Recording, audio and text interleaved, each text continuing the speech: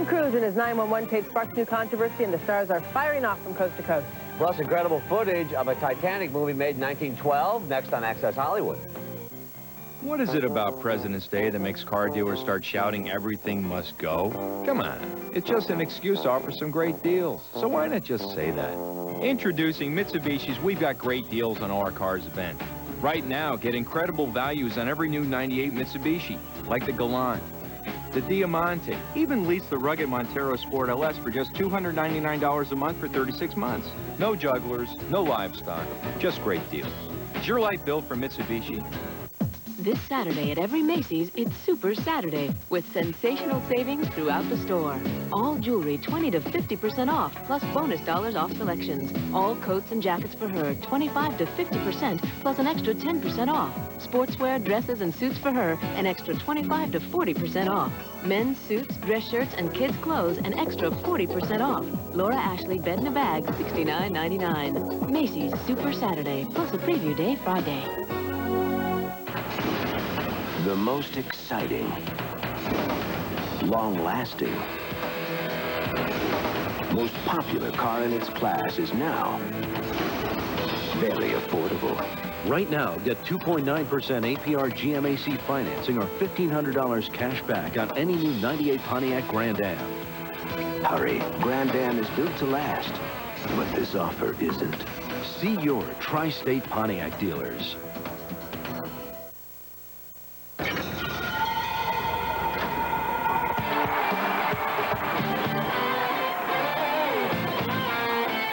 New details on Tom Cruise's call to stop the paparazzi. Hi, this is Selleck PD. I have Tom Cruise on cell phone. How bad was Robert Downey Jr.'s jailhouse brawl? He was taken from the county jail to a plastic surgeon.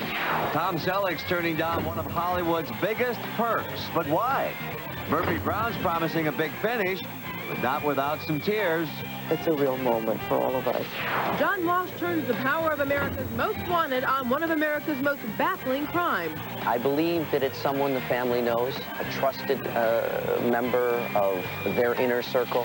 Godzilla is big, he's bad, he's rich. Will the movie monster spend $2 million for 30 seconds with Seinfeld?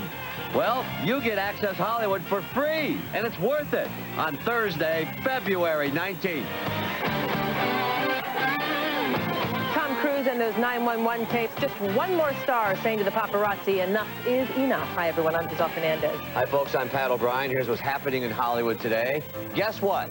911 works. Just ask Tom Cruise. It's a war on the paparazzi that is gaining momentum here in Hollywood because when Hollywood's most respected superstar gets in trouble, who are you going to call? 911 and then watch all of Hollywood rally. Hi, this is Selleck PD. I have Tom Cruise on cell phone, westbound Santa Monica at 2030, stopped by several reporters. I have 3 cars stopped. I have my daughter in the car. Tom Cruise often plays the hero in his movies, but he may be a victim in real life. Celebrities from coast to coast are reacting to the recent confrontation of one of Hollywood's biggest stars. There just needs to be boundaries drawn, laws need to be changed, and something needs to be done because it's getting out of control. At the Hollywood premiere of David Schwimmer's new film, Kissing a Fool, he and his fellow friends say they've had enough. Yeah, I got followed to work this morning by some paparazzi. We still have to try to figure out the line between your right to privacy and the public's right to know about the person behind the celebrity or whatever. So. I mean, this kind of stuff is fine because we're showing up to a premiere and that's all. That's what it's supposed to be. But you're walking down the street and the guy jumps out of a bush and takes your picture. That's just wrong. And across town at the Senseless premiere, Damon Wayans says he really feels for Cruise. We live in a very sick world, and for someone to be following you around when you have your children, you fear their safety. But in New York at the Twilight premiere, Oscar-winning actress Susan Sarandon says it's easier on the East Coast. In New York, it's usually not quite as bad, but then I'm not Tom Cruise, so. Where are these vehicles at now? Well, they drove past. I told them, I got out and I told them that I have my daughter in the car and to stop following me, that I'm calling the police. You may remember Cruise was one of the first stars to speak out against the paparazzi after Princess Diana's fatal car crash. How bad has it gotten for you? Oh, you know, you're with these. I've actually been in that same tunnel being chased by paparazzis, and they run lights, and they chase you and harass you the whole time. It happens all over the world. Tom Cruise and Nicole Kidman are angry with another photographer today who took pictures of Kidman leaving UCLA Medical Center after minor surgery. The pictures appear in the London Mirror. Now, get out your calendars, down to Hollywood business. Kissing a Fool opens next Friday, February 27th. Twilight opens on March 6th. And Senseless opens tomorrow. Giselle? What really happened to Robert Downey Jr. behind bars? Was the drug paraphernalia found really his? These are just a couple of new questions his attorney is finally ready to answer. I think it's pretty clear what happened is that some inmates were trying to shake him down. It was reportedly a fight between Robert Downey Jr. and another inmate last week at the LA County Correctional Facility. But Access Hollywood has learned that it may not have been a fight at all, but more an ambush by several inmates. This according to Downey's own attorney, Ira Reiner. It seems to be pretty clear that Robert was attacked. This was not any form of mutual combat. Robert was lying on his bunk, and he's housed in what would be described as a dormitory area. And one or more inmates came up to him while he was lying there and beat him up pretty bad. Reiner says Downey received a deep gash to the forehead and was immediately taken from the county jail to a plastic surgeon to repair the damage. There's not going to be any lasting damage, but he lost quite a bit of blood. The sheriff's office is still investigating whether drug paraphernalia found in the dormitory belongs to Downey or another inmate. Reiner admits that drugs do often find their way into the jail, but he believes that Robert is committed to staying clean. There are people expect that Downey would come in contact with him in jail that may have drugs themselves. And I hope that, and I do not believe that Robert is using drugs in jail. Downey Jr. is scheduled to be released on March 29th if all goes well. He is now housed away from the general prison population pending the investigation into this most recent altercation. Pat? Switching gears, Giselle, you know, of course, out there that the end of Murphy Brown is near. Candice Bergen's series finale may not be as hyped as the end of Seinfeld, but saying goodbye to Murphy will be just as gut-wrenching for those long-time television companions. Even though it's time and we've squeezed every drop out of Murphy Brown, it's kind of, it's a real moment for all of us. Murphy Brown, the Emmy Award-winning sitcom, ends its 9-year run this May. And while star Candice Bergen admits it's time to say goodbye, she says it will be gut-wrenching to let it all go. I've thought for many years that the show would be ending and should be ending, and then I could never bring myself to stop doing it because it's so much fun. And it's very hard to pull a plug on a family that's not dysfunctional. Fellow family members, Faith Ford and Joe Regalbuto, say it hasn't hit them yet that their magical TV ride is about to end. With graduating from college and you kind of were the student that never wanted to leave, so you kept inventing things to go back to school for. I think with Murphy Brown, when all is said and done and it's not there, we're going to go, oh, where did it go? Candice tells us she hopes to have all the original cast members back for the last episode, plus a few shocking surprises.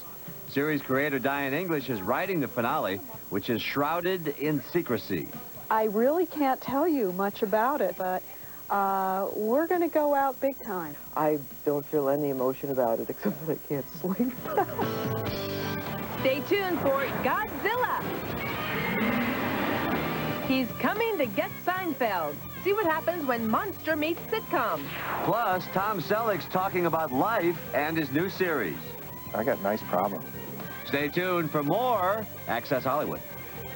Access Hollywood, brought to you by Oldsmobile and your local Oldsmobile retailers.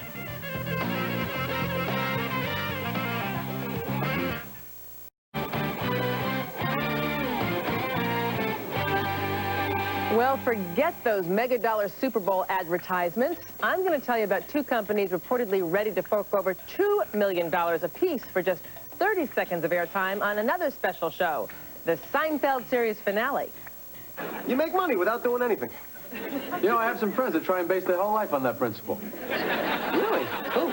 Nobody you know. There's much ado about nothing in Hollywood today. According to Ad Age magazine, two of Hollywood's biggest studios have anteed up $2 million each for 30-second commercials on the final episode of Seinfeld. The studios have always been willing to pay a premium for Thursday night audiences, particularly high-rated shows. Ad Age's Scott Donathan says Warner Brothers will likely promote the new Lethal Weapon film, while Sony will hype its mighty Godzilla release. If $2 million sounds high. It is. Just last month, Super Bowl advertisers paid just $1.3 million for a 30-second commercial. So with an audience that probably won't reach Super Bowl Sunday proportions, why the increase? NBC has really sold this as more special than the Super Bowl in a way because the Seinfeld finale only happens once, not once a year. And the Seinfeld finale also airs just a few weeks before Memorial Day, which is when we start to see the big summer blockbusters come out. If NBC can convince 18 more Seinfeld sponsors to fill up the commercial spots, they'll have created a monster of their own, the most expensive hour in television history. With ER and The Tonight Show likely to raise their ad rates as well for the night, Donatin says the sky's the limit.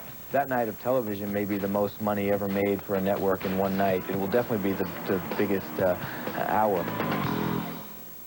Big dollar signs, big. But, you know, Jerry also has his own commercial. He does some for American Express. The question is, will those commercials continue? And the answer is yes. Big dollar signs, big. And speaking of which, CBS is pulling in some serious cash for the Olympic commercial time they've sold. Unfortunately, though, those big ratings they promised the advertisers haven't been coming in. Now CBS will have to give out extra commercial time to make up for those shortcomings. Bad news. But good news for CBS and the Olympics. Finally, last night's ratings were the highest so far, with over 20 million households tuning in. 2 words: figure skating. CBS also has nabbed Tom Selleck for his return to television. It's called The Closer, and the former Magnum PI is no longer playing Mr. Nice Guy. Tom Selleck burst on the scene with his series Magnum PI in 1980. 15 years later, guest starring on Friends, Selleck showed his magnetism is stronger than ever. Think my boyfriend's ever so dreamy? Still dreamy and back in demand, Tom is getting ready to star in a sitcom of his own, The Closer, where he plays an ad exec who's known as a shark. Beneath the surface of this mountain of a man lurks nothing. Oh, stop. You're making me misty. You're such a brand name. Was there any pressure to name it the Tom Selleck Show? Yes. Okay. Well, did you have to think about that answer? For me personally, and everybody's different, I just would have been a little uncomfortable in a show that's so dependent on an ensemble like this is. Oh, it's lovely. Is it just me, or is there a noxious odor? This ensemble is starry-eyed over their leading man. He's so generous in that he wants everybody to have their moments and to shine. You can tell he's a genuinely nice person. He is the best. He's the best. He's really cool. When we have audience here, there are a lot of women that come, and he's used to getting all the attention, but they look at me. Right, and I understand. It's like, you know, I'm 19 and he feels weird, but I comfort him. I say, hey man, you're still handsome. But for Tom, the person he looks up to the most is co-star Ed Asner. I go to him for a lot of advice. You know, well, I don't know how to do this stuff. So far, there's only one thing Mr. Asner would like to change about The Closer. I'm unhappy because there's so much hype about the show. My God. Okay, well, there's going to be hype with you in it, with Tom Selleck in it. I mean, yeah, but I would like to put a lid on it. I love you, you big slime ball. Life is good when Tom Selleck and Ed Asner are back on television. The Closer premieres Monday night on CBS. Coming up, a new direction for television's top crime fighter. All week we look at horrible cases, more than any cop in the country. But on a Saturday night, we can catch a serial killer. Now John Walsh makes it his mission to save a child. It's the inside story coming up.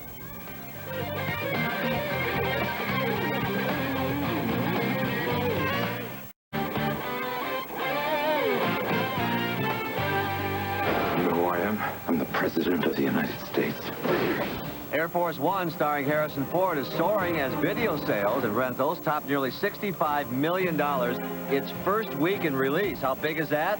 The video nearly doubled this week's gross for Titanic. I'm the king of the world! But the Titanic soundtrack continues to make a splash. The soundtrack remains at #1 for 6 consecutive weeks and has sold more than 10 million copies worldwide. And they said it wasn't going to make it. Well, what do an ice cube and a toy boat have to do with Titanic? You're going to love this. We'll show you later when we unveil one of the very first films about the ship made in 1912.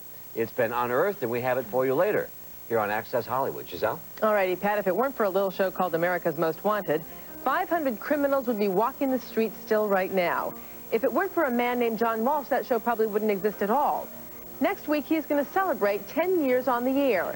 And he's going to do so by adding something very new and very different to his program. Instead of searching for criminals, this time he's going to search for organ donors. Our Amy Powell has the inside story on America's most watched crime fighter. I'm John Walsh. It's Saturday, February 21st, and we're in San Francisco. For 10 years, John Walsh has scoured the country, flushing out the dregs of society. We need to bring this animal to justice. You live in the world of violence doing this show.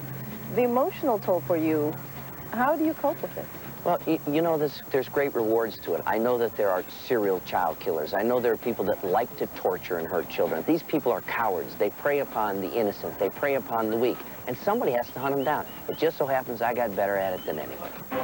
Tonight on America's Most Wanted, America Fights Back. With Walsh leading the relentless pursuit, America's Most Wanted will next week announce the capture of its 500th fugitive.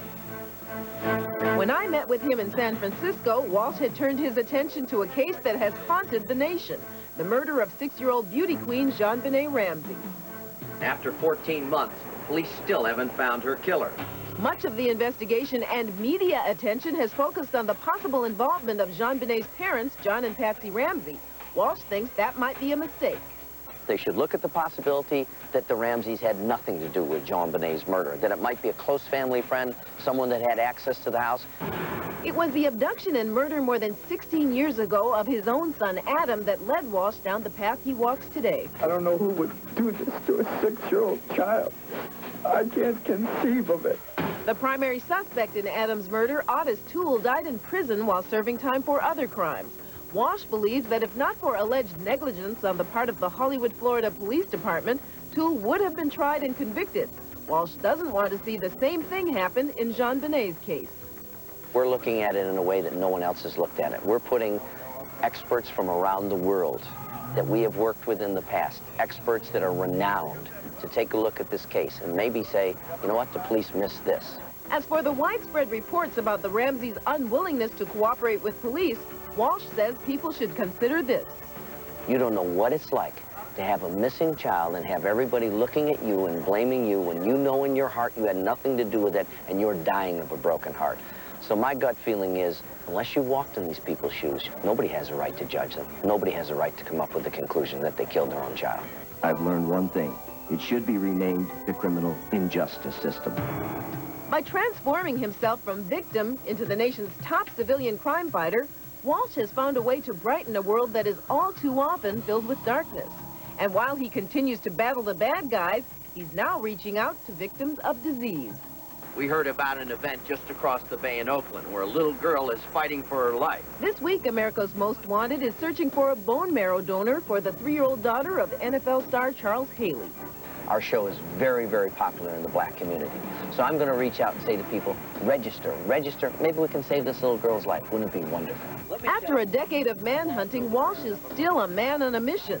And as you watch him work, you get the feeling nothing is impossible. Amy Powell, Access Hollywood. Thank you, Amy. How admirable is he? America's Most Wanted delves into JonBenet Ramsey murder this Saturday night on Fox. John Walsh will host a special 1-hour-long 10th anniversary show with their 500th capture the following Saturday. In Spotlight tonight, a look at February 19th. Fleetwood Mac released Rumors this day in 1977. Happy birthday to Justine Bateman, who turns 32 today. Singer-songwriter Seal is 35. Actor Jeff Daniels turns 43. And Smokey Robinson turns 58.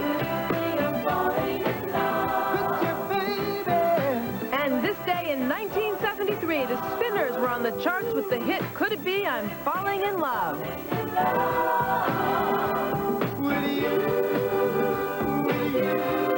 Closed captioning brought to you in part by the following sponsors. Now on video, Ewan McGregor stars in this critically acclaimed comedy. Sex, drugs, and rock and roll, eh, girls? I don't think we can do without drugs and rock and roll. Blast off. Rent it now.